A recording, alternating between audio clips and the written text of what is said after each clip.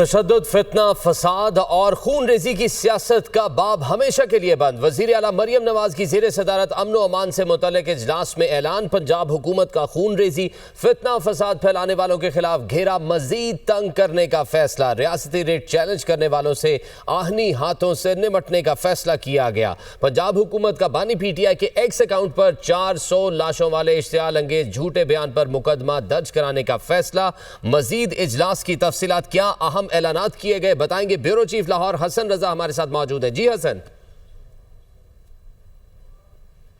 जी बिल्कुल, वज़ीर आला पंजाब मरियम नवाज शरीफ की ज़ेर सदारत ये मुसलसल दूसरे दिन गैर मामूली इजलास हुआ, जिसमें पंजाब में अमन व अमान की सूरत हाल पर कानून नाफिज करने वाले अदारों समेत महकमा दाखिला पंजाब की जानिब से तफसीली ब्रीफिंग दी गई है। और इस इजलास में बाकायदा तौर पर यह फैसला किया गया है कि तशद्दुद, फितना, फसाद और खून रेजी की सियासत करने वालों के खिलाफ आइनी हाथों से निपटा जाएगा। उनके खिलाफ जो है सदाद दहशतगर्दी एक्ट के तहत मुकदमा दर्ज करने का फैसला किया गया है। आज होने वाले इजलास में 3 बड़े फैसले लिए गए। एक फैसला यह लिया गया कि जो 400 लाशों वाला जाली और झूठ और जो है और प्रोपेगेंडा पर मुश्तमिल जो ट्वीट किया गया इमरान खान के एक्स पर, उन पर पंजाब हुकूमत ने बाकायदा तौर पर PTI एक्ट के तहत मुकदमा दर्ज करने का फैसला किया गया है और मुकदमा दर्ज कराया जाएगा। बाकायदा डायरेक्शन दे दी गई है महकमा दाखिला पंजाब को। दूसरा यह फैसला किया गया है कि कोई भी दुकानें या ट्रांसपोर्ट या रास्ता बंद करेगा तो उन पर सदाद दहशतगर्दी एक्ट के तहत मुकदमा दर्ज किए जाएंगे।